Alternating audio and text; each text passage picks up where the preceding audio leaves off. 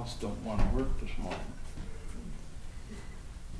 The message this morning comes from several scriptures, and it stems from me listening to news and stories. And I entitled it, Honoring Thy Mother and Father. We start with Exodus chapter 20 and verse 12, honor your father and mother.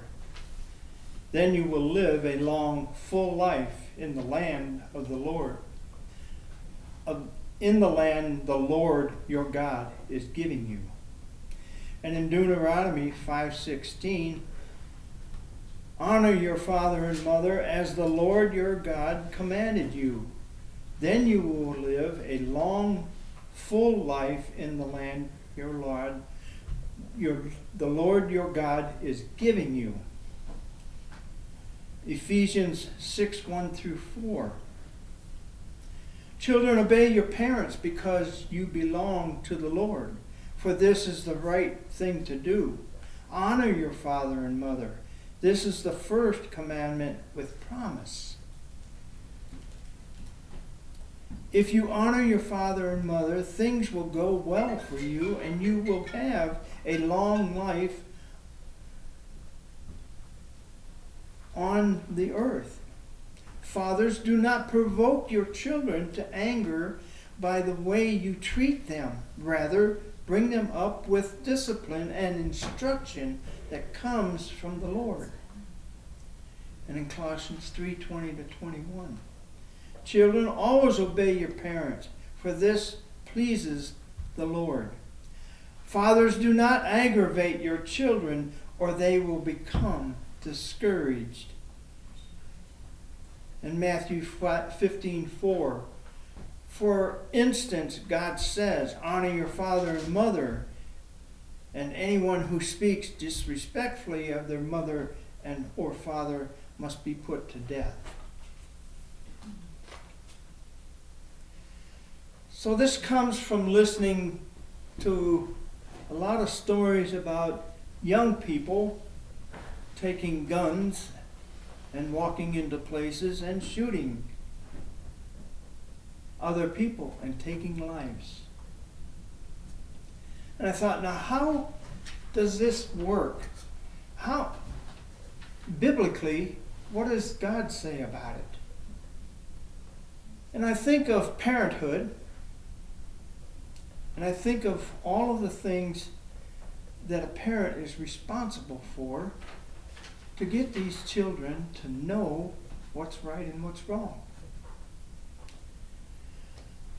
So here's my opening statement. The message for today comes from listening to news where we continually hear about our youth of all ages who have destroyed lives because of the lack of discipline at home from the leadership. Discipline home. Mother and dad, are you training your kids? These young people are taking their frustrations out on many innocent people and families, both in schools, churches, church buildings, and public places. They have no respect for where it happens. I always thought that this was because of the evil and destructive video games that they play on the gaming devices, whether it's cell phones or Nintendo or Xbox or whatever. And believe me, some of them are very violent, to say the least. Some of these games are pretty violent. I've seen a couple of them. But according to statistics, this is only about 15% of the root cause. That's kind of what I said. And I went through 3 different sites of data that told me basically the same thing. The rest of it is because of other issues in any one person's life that may trigger the behavior. One of them I can think of from my personal experience is bullying around in schools. Not that I took anything of action toward that because of it. But I believe that it is much to do with it. In the court of law, there is a statement one makes when he or she is asked a question. To answer that question would incriminate themselves and of a possible crime. So they would plead the Fifth Amendment.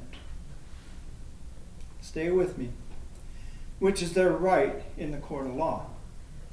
In the law of Moses, it is the fifth commandment that we as children and parents should be following, teaching, and following today.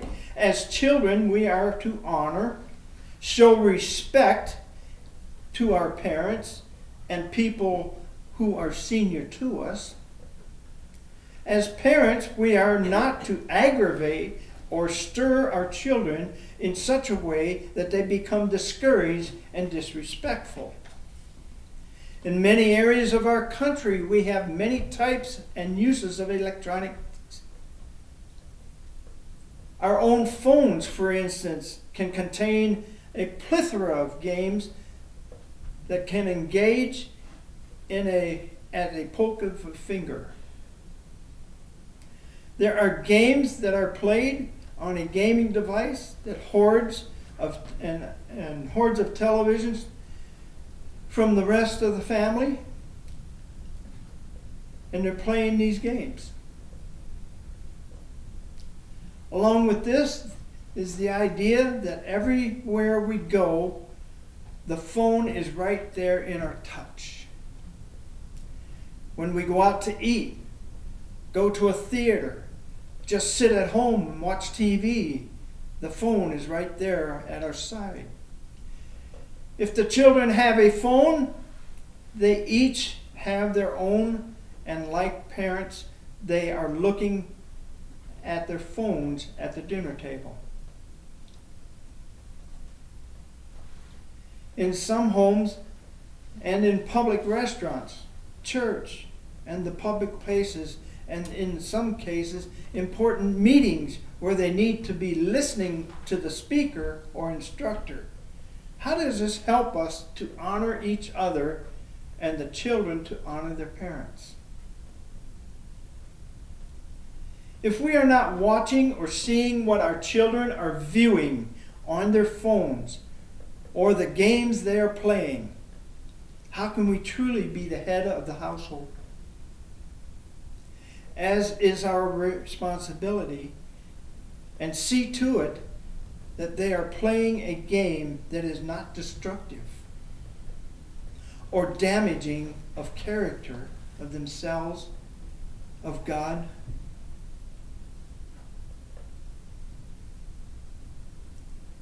This is just part of the lesson for today. While the scripture readings for today are directed at the youth in the audience, it is also directed inadvertently toward you and I, we as the parents. Must be willing to put down the needless pursuit of self-pleasure and spend more time with our children who are under our care and our spouses. So it's not just our children, folks. It's about paying attention to the people who we live with, who love us, and we're supposed to be loving them. If we're looking at our phone, it's kind of hard to do that.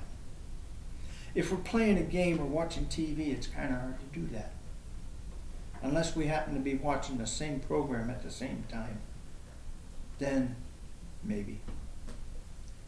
The first two verses of the reading today, the topic is honoring the father and mother, is only in 2 places in the Old Testament, but 6 of them in the New Testament as follows.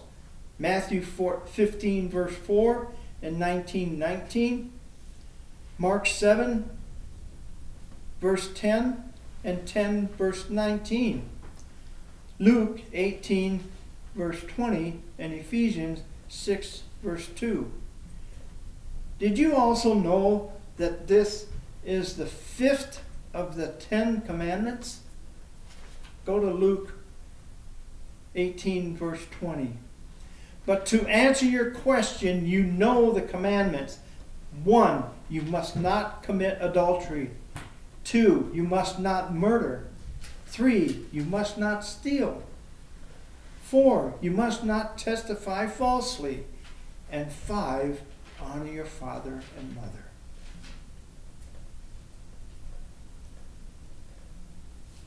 It also stated that Matthew 19:9 is also stated in 19:19 and does not stop there, but takes it one step further in that we should love our neighbor as we love ourselves. Matthew 19:19, honor your father and mother and love your neighbor as yourself. If we, the parents, are so wrapped up in our work responsibilities and are shortchanging our parenting responsibilities, allowing our children to do as they please without proper supervision or caring about what they are doing, how are we not to blame for their actions? If we are not there teaching them and guiding them to become responsible for the things they do, how can we expect them to honor their parents? When we fall short in honoring them as part of the family. Ephesians 6:4 says, and you, fathers, do not provoke your children to wrath, but bring them up in the training and admonish of the Lord.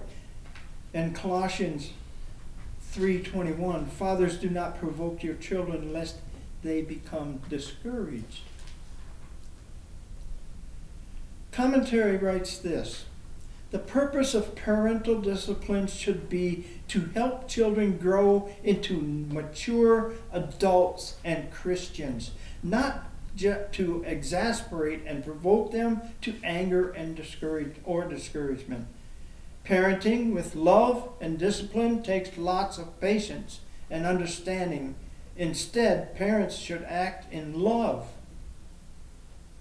wisely treating their children as Jesus would treat them. Parents must also be diligent to give them instruction and encouragement that is vital to their upbringing. If you are a parent, do you read the Bible to your children? Do you tell them the great stories of the heroic men and women of the faith who have gone before you? Do you pray for them and with them daily? Do you take them to worship and Bible study groups and let them see how important your involvement in the church is to you? Can you see the difference Christ makes in your life? Now I'm going to stop right there and I'm going to give witness.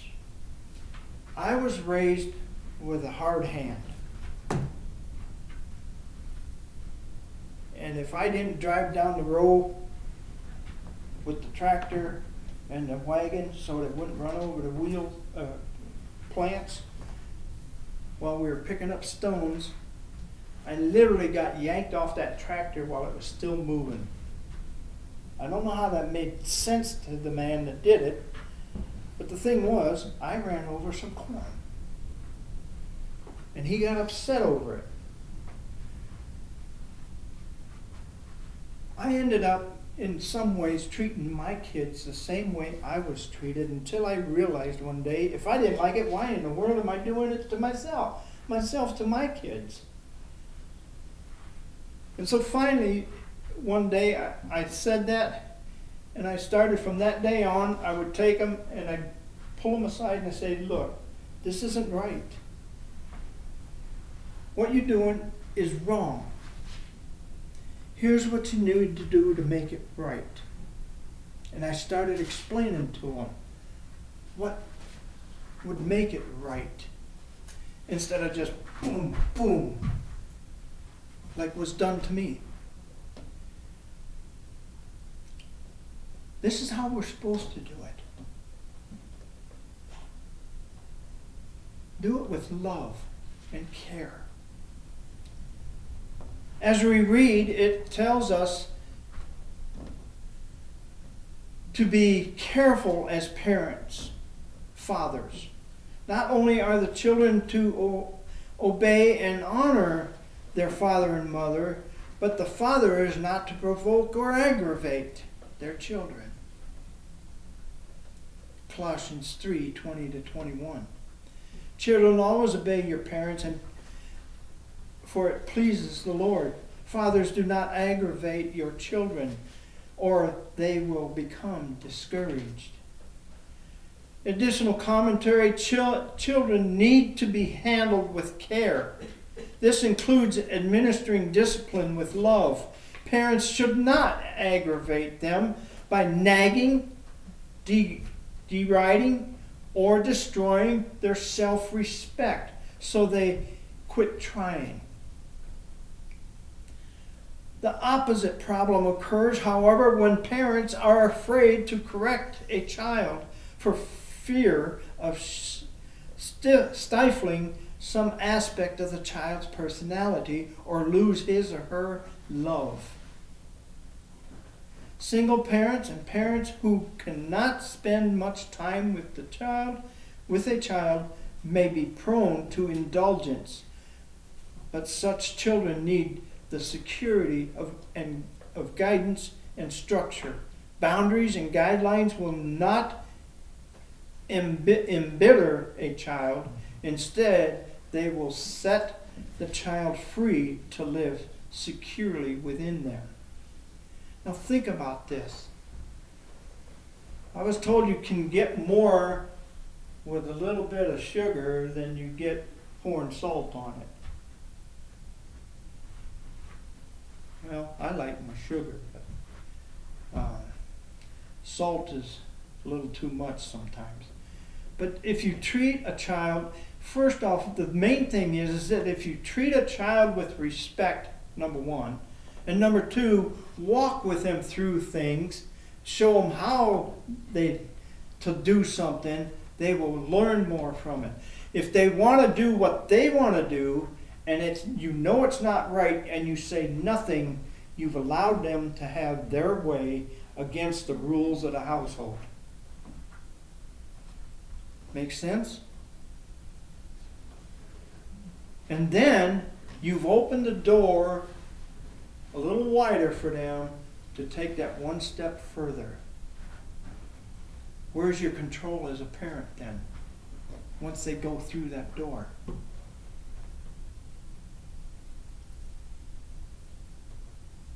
Ephesians 6:4-8, and you fathers, do not provoke your children to wrath, but bring them up in the training and admonishing of the Lord.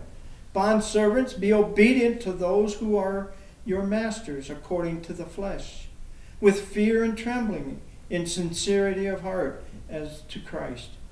Not with eye service as men pleasure, but as bondservants of Christ, doing the will of God from the heart.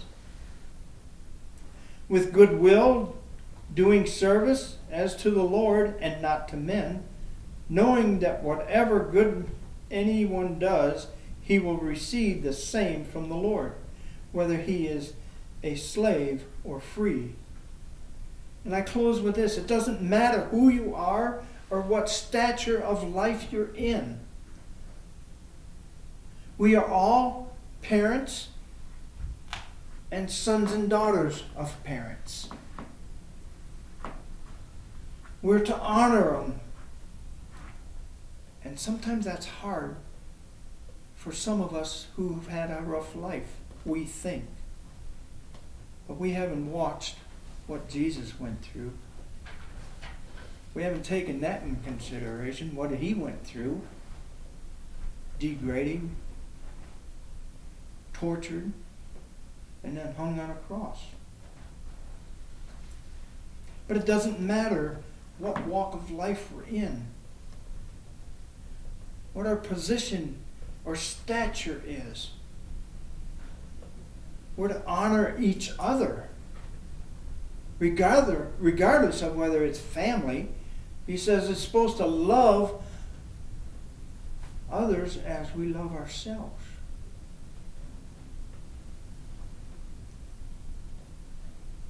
So how do we teach that to our children? By how we handle situations. How we show them what is right and what is wrong. And don't let them get away with what they feel like is right for them. Even as parents, we have rules from our superiors. Why shouldn't the children have the same rules under us? We would have, and it's my strong belief, we would have less problems in this world today with our youth if mom and dad would take the responsibility that they took when they got married or took that action to be a mom and a dad. We must work harder to give our children reason to respect and honor their parents and life itself.